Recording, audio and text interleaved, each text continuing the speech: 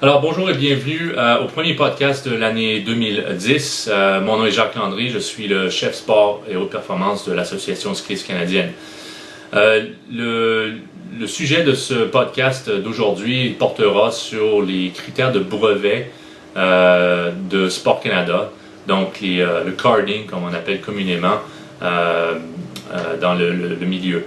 Donc, la raison pour laquelle je veux parler un peu de ce carding, c'est basé sur le fait que nous sortons d'une période qui date depuis novembre, d'une période où nous avons à l'ACC accueilli des applications des athlètes, validé des applications et éventuellement nominé des athlètes pour des cartes ou des brevets de Sport Canada.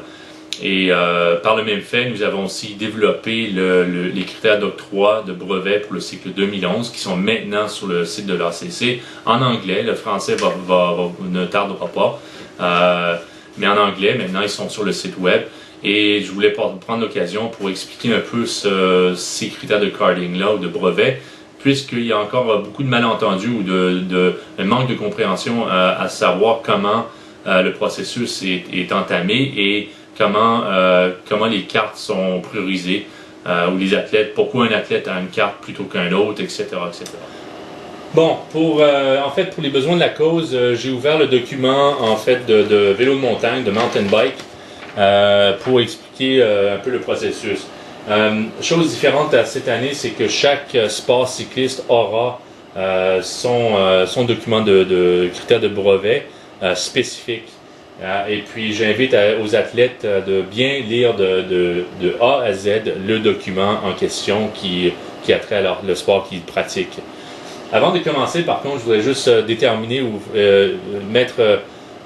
clarifier le fait que Sport Canada nous octroie un certain nombre de cartes, tant au niveau para qu'au niveau au niveau des autres sports tels que BMX, mountain bike, route et piste. Et puis il faut qu'on gère ces cartes-là de la façon la plus équitable possible, basée sur des critères que je vais expliquer tout à l'heure. Dans le cas du para, nous avons pour l'instant 10 cartes seniors à distribuer. Ces cartes-là restent au niveau para et ne peuvent pas être transférées au niveau des autres sports cyclistes.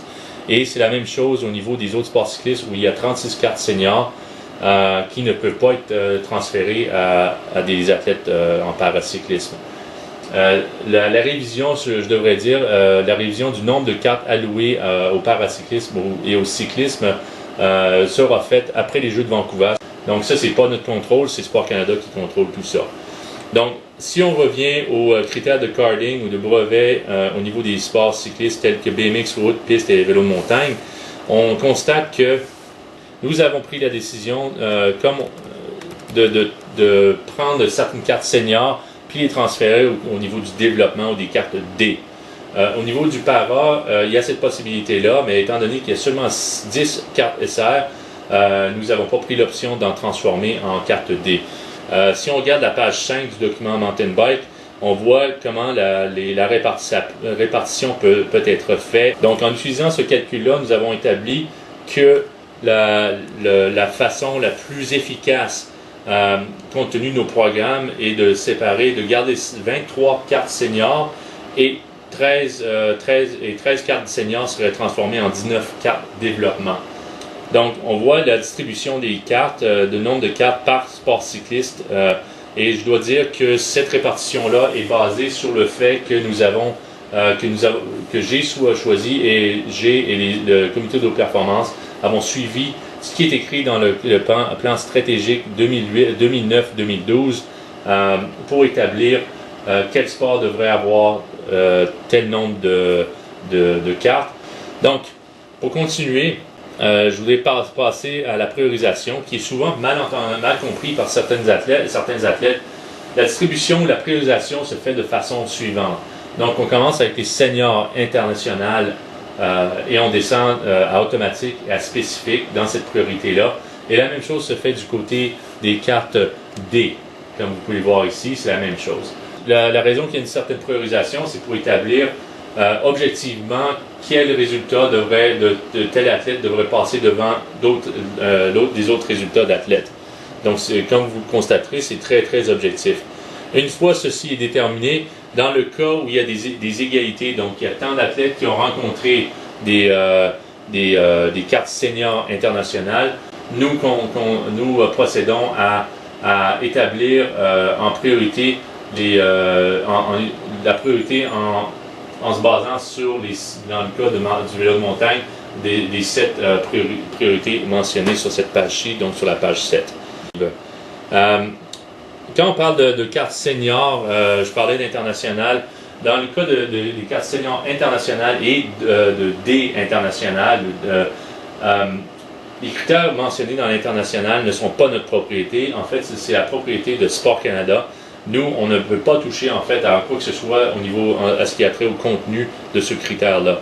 Par contre, c'est à nous, en tant que NSO,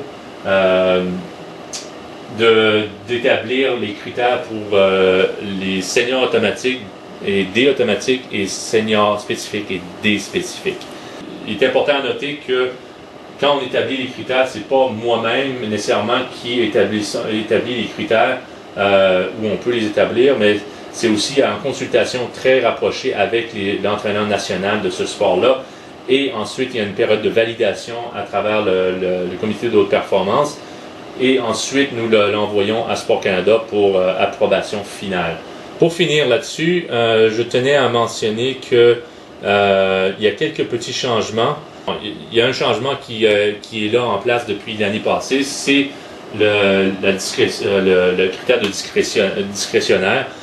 Cette carte discrétionnaire a été mise en place pour certains athlètes qu'on évalue avoir rencontré les critères, parce que c'est la première condition, c'est rencontrer au moins un critère international, automatique ou spécifique.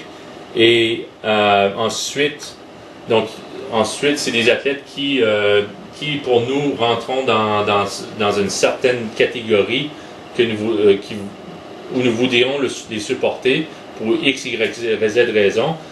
Et ces raisons-là sont mentionnées ici au niveau des critères discrétionnaires. Il y a 7 points qui vont faire en sorte qu'un athlète va être considéré être éligible pour une carte discrétionnaire. Ça, c'est une des nouveautés. Deux autres nouveautés, en ce qui a trait, c'est plus au niveau de la piste et du BMX, mais c'est digne de mention. Le Team Type Event, donc les épreuves par équipe, qui est une nouveauté. Et cette nouveauté, c'est en fait pour les athlètes de piste en ce qui a trait à la poursuite par équipe et au sprint par équipe. Au niveau du BMX et au niveau de la piste, encore une fois, on a ce qu'on appelle le critère de transition post-junior, donc après l'âge junior.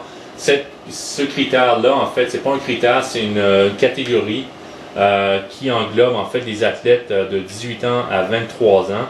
Donc ça, c'est une nouveauté que je vous invite encore une fois, si vous pensez être dans cette catégorie-là, lisez bien ce qu'est cette catégorie-là pour ne pas être pris au dépourvu. Donc encore une fois, je vous invite, pour terminer, je vous invite à bien lire les critères d'octroi de brevet pour le cycle 2011. Ils sont en anglais pour le moment, mais d'ici quelques semaines, on sera capable de produire la même documentation en français et on vous avisera, du moins par le biais du site internet, du site de l'ACC, que ces critères-là sont bel et bien traduits dans la langue de Molière. Donc, c'est tout pour aujourd'hui. Je vous remercie pour votre temps et je vous invite à vous tenir aux aguets je risque d'avoir un autre podcast qui va sortir dans les semaines à venir. Donc, merci encore. Au revoir.